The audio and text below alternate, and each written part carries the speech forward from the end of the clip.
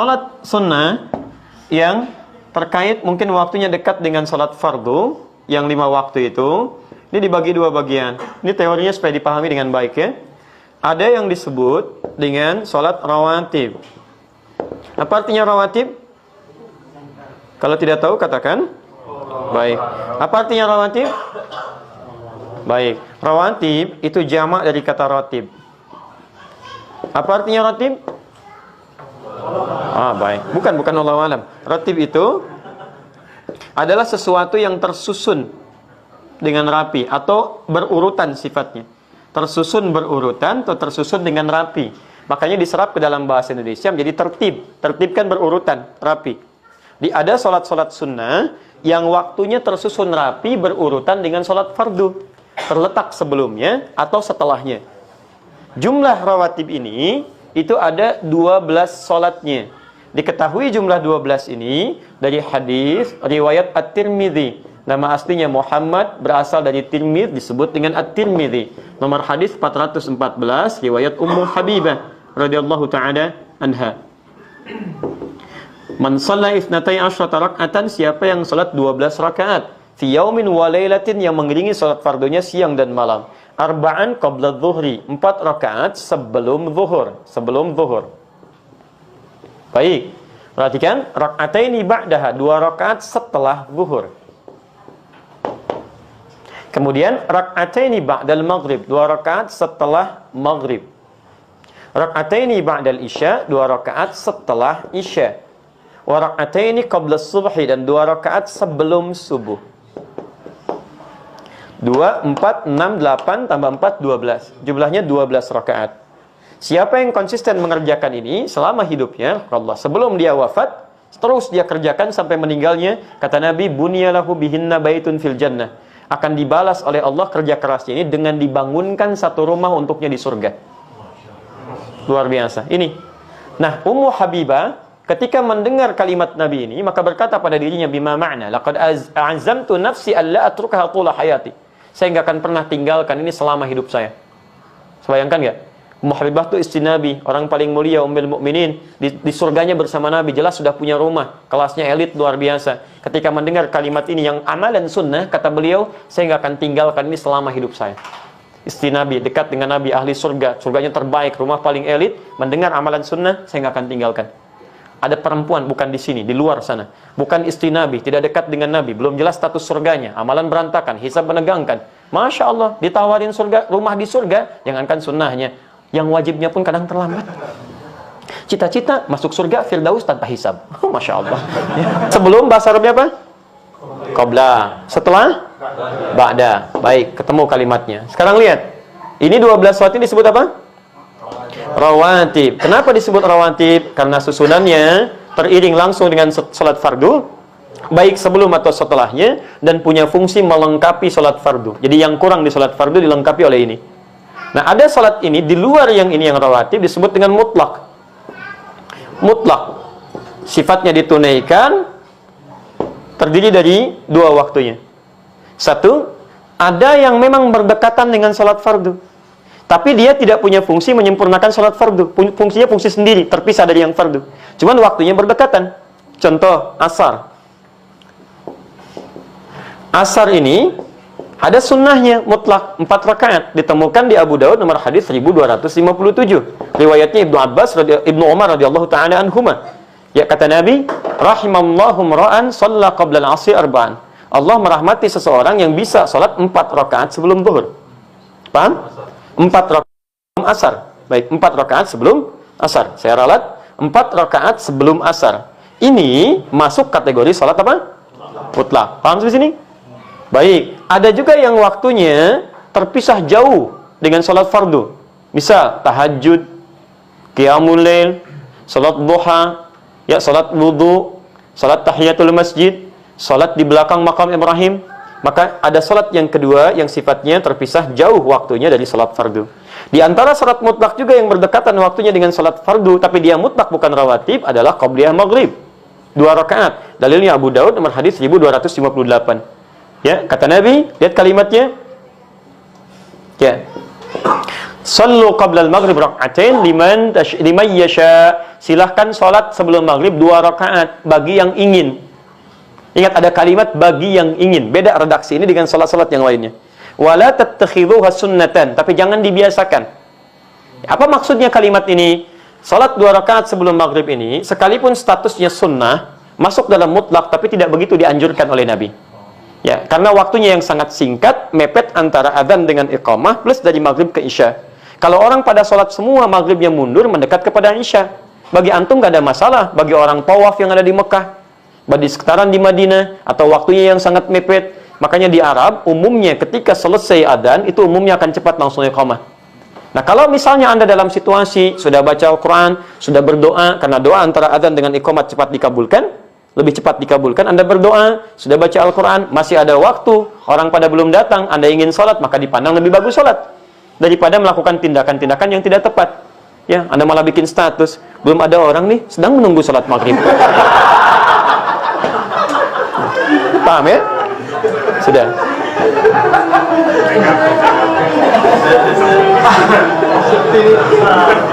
Dah. Baik. Saya tanya sekarang. Sudah? Baik, saya tanya sekarang. Ya, sebelum zuhur ada sholat? Ada sholat sunnah? Apa jenisnya? Rawatib. Setelah zuhur ada sholat sunnah? Apa jenisnya? Baik, sebelum asar ada sholat sunnah? Baik, tidak ada. Yang bilang tidak ada angkat tangan? Yang bilang ada angkat tangan? Yang tidak jelas gak usah angkat. Lihat, sebelum asar ada, kan kita bahas. Apa jenisnya? Mutlak. Baik ya, sebelum maghrib ada sholat sunnah? Apa jenisnya? Mutlak. Ba'da maghrib ada sholat sunnah? Ada. Apa jenisnya? Rawatib. Masya Allah. Sebelum isya ada sholat sunnah? Apa jenisnya? Kan saya nggak pernah terangkan. Bagaimana Anda bisa jawab? Saya kan belum sebutkan. Baik ya, belum. Saya nggak sebutkan. Coba lihat, ada nggak sebelum isya? Jangan pernah mengarang, karena mengarang hanya dalam pelajaran bahasa Indonesia. Ya, kalau ada dalil silakan kerjakan. Sebelum isya boleh 2 rakaat, boleh. Masuk dalam konteks mutlak. Karena setiap antara adzan dengan iqamah kebolehan ada sholat 2 rakaat. Ini mutlak sifatnya. Boleh. Ba'da isya ada? Apa namanya? Rawatib. Baik. Sebelum apa bahasa Arabnya? Qabla. Baik. Sebelum salat? Qabliyah. Baik. Setelah apa bahasa Arabnya? Ba'da. Setelah salat? Ba'diyah. Baik. Qabliyah zuhur ada enggak? Ada. Berapa rakaat? 4 rakaat. Ba'diyah zuhur? Berapa rakaat? 2 rakaat. Baik. Qabliyah asar? Ada. Berapa rakaat? 4 rakaat. Apa jenis qabliyahnya? Mutlak. Jelas? Sebelum zuhur apa jenis qabliyahnya? Rawatib. Di sini seringkali orang keliru menduga bahwa kalau disebutkan qabliyah itu yang dimaksud rawatib. Ini sering keliru di sini. Sehingga ketika disebutkan nggak ada qabliyah asar. Ada qabliyah asar, yang nggak ada itu rawatib sebelum asar. Jelas ya? Qabliyah asar ada, jenisnya disebut dengan mutlak. Di qabliyah itu nama umum bagi setiap sholat yang ditunaikan sebelum sholat fardunya. Jenisnya bisa mutlak, bisa rawatib. Paham sampai sini? Alhamdulillah. As-sholatu khairun maudhu'un fa'aktsir aw aqilla. Jadi sholat itu kebaikan yang sudah bawaannya dulu. Jadi sudah bawaannya sholat itu kebaikan. Maudhu itu sesuatu sing asli. Pokoknya sholat itu mesti apike. Sebab niku ngendikane Nabi, cek kowe ngekeh-ngekehno jumlahe sholat, cek jumlahe napa sih? Dalam konteks artinya sholat fardu karuan nggih, kaifiyahe karuan, aturane karuan. Terus sholat ini wonten disebut an-naflul mutlak atau sunat mutlaqah. An-naflul mutlak atau sunat mutlaqah itu pantangannya hanya 3, enggak boleh ba'da subuh hatta tatlu asyamsu sampai srengenge napa mledhek. Enggak oleh pas waktu zawal. Nggih niku antarane mriki pinten nak dhuwur nggih? 12:05 nggih. Wis pokoke meh dhuwur niku mboten angsal. Niku jenenge wektu napa? Zawal. Terus nomor 3 ba'da asar nganti napa? Surupe napa? Srengenge. Larangan 3 sholat ini bisa dibatalkan kalau ada sebab yang mukorin. Misalnya bar ngasar kok ana wong mati. Berarti kita angsal sholat napa? Jenazah. Utawa kue bar subuh mlebu masjid terus dhe wudu. Niku ana ulama sing darani tetep sholat tahiyat napa? Masjid. Mergo sebabe nggih dukhulul masjid. Jadi hanya ada pantangan niku wau. Niki rungokno tenan nggih. Nah, terus yang menjadi kontroversi mulai zaman ulama ngantos samangke itu kaifiyah kados traweh. Wis ora usah tersinggung niki ilmu. Teng riwayat-riwayat Bukhari Muslim, Nabi nu nak witir itu 9 rakaat. Lam yakut min hunna fi akhirihinna illa wahidan. Di Nabi nate sholat witir itu 9 rakaat enggak duduk sama sekali, mau terakhir duduk pas ke-9 terus salam. Sebagian riwayat Nabi memotong sholat itu sholatul laili masna berarti 2 8 terus 1 witir. Ini rungono tenan. Sehingga ketika ada sholat traweh yang 4 rakaat tanpa tasyahud, sebetulnya secara fikih pasti kita sepakat sah. Karena kalau 4 rakaat tanpa tasyahud pertama, kenapa kita katakan sah? Karena Nabi malah pinten songo luwih seru to.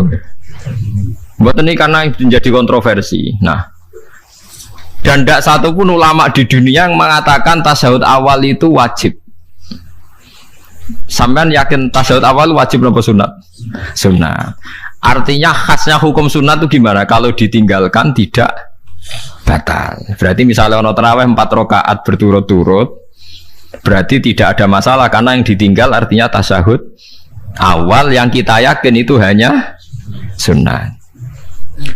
Tapi dasar serah cocok itu tidak ada masalah kan.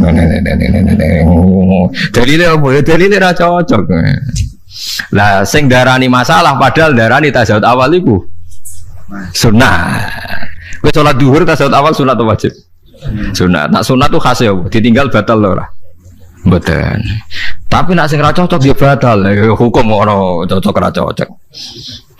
Mboten iki kula terangno. Nah, traweh itu yang kontroversi ini teng kitab Majmu' karangan Imam Nawawi. Ya akal-akalane tiang-tiang niku. Kula nganti sakniki kan mboten nate ngimami, tapi nggih tak kandhani imam. Supaya ke niat ngakali pangeran, tapi pangeran bakali ya ora kena. Ngeten, ini dawuh Imam Syafi'i. Traweh itu kalau terakhir kan pinten? 3 rakaat ya. Kan 2 rakaat dulu. Lalu pas 2 rakaat itu pas witir, yang witir kok traweh. Yang terakhir witir 3 rakaat itu 2 rakaat sampai niate witir nopo-nopo. Witir. Setelah 2 rakaat sampean salam ndak? Salam. Itu menjadi sholat teraneh di dunia. Karena kue muni witir tapi jumlahnya 2. Nah, itu sholat teraneh napa di dunia. Terus sampean muni ngene, mboten Gus maksud kula niku 3 tapi lurus sih. Berarti kayak kudu nerangno pangeran, kudu kamu pangeran kayak penjelasan. Gusti ini 2 sementara loh, nanti ada. Karena jika Tuhan tidak kamu kasih penjelasan, akan aneh kan disebut witir, tapi rokaatnya 2. Maka kamu harus niatnya Gusti ini cicilan witir. Nah, sehingga jangan kira engkau 2, tapi ini nanti 3. Nah, itu makanya setiap bilalnya atau matinya kan solu sunnatan rakaataini minal witri. Jadi diumumkan sholatlah 2 rakaat, tapi yang 1 paket dengan cicilan witir. Lah itu lucu kan? Karena Anda sekali bilang itu witir, berarti Anda bohong kan? Nyatanya 2 rakaat.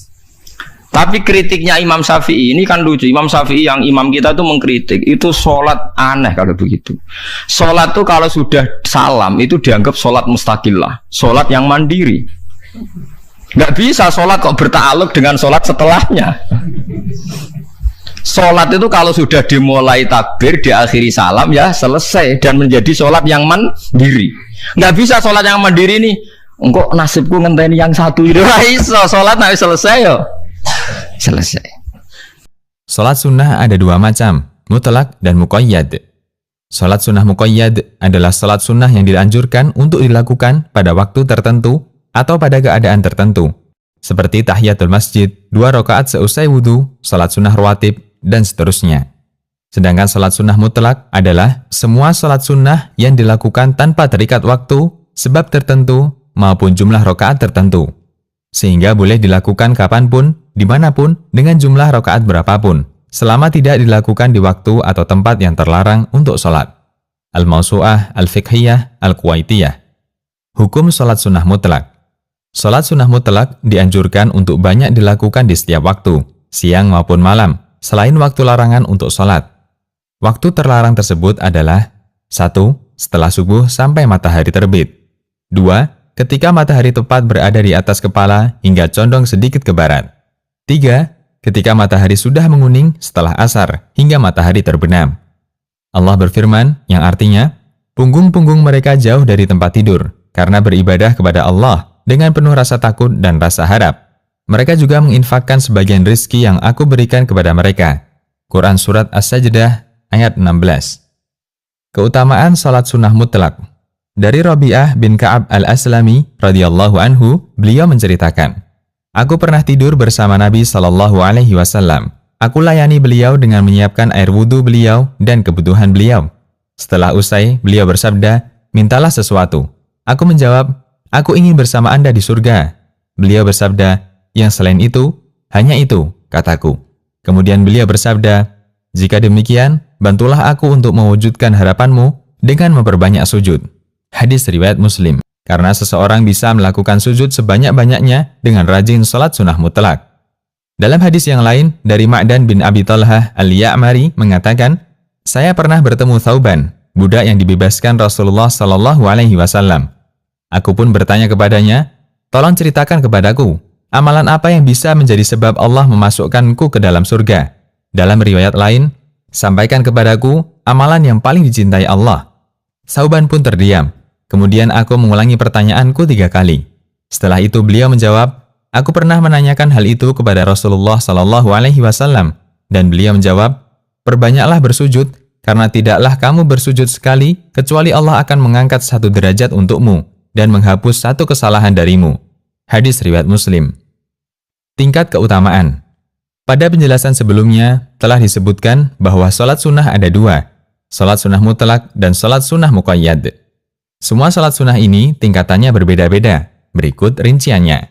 Salat sunnah muqayyad lebih utama dibandingkan salat sunnah mutlak, meskipun salat sunnah muqayyad ini dilakukan di siang hari. Salat sunnah mutlak yang dilakukan di malam hari lebih utama dibandingkan dengan salat sunnah mutlak yang dilakukan di siang hari.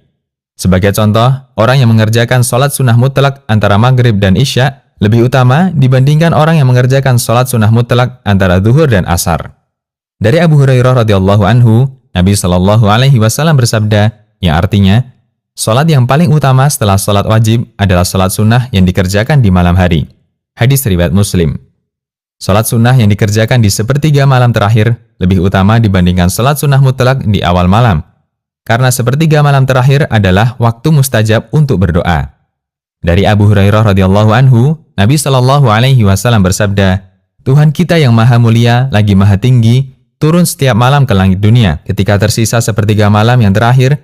Kemudian dia berfirman, siapa yang berdoa kepadaku akan aku kabulkan, siapa yang meminta kepadaku akan aku beri, dan siapa yang memohon ampun kepadaku akan aku ampuni. Hadis riwayat Muslim.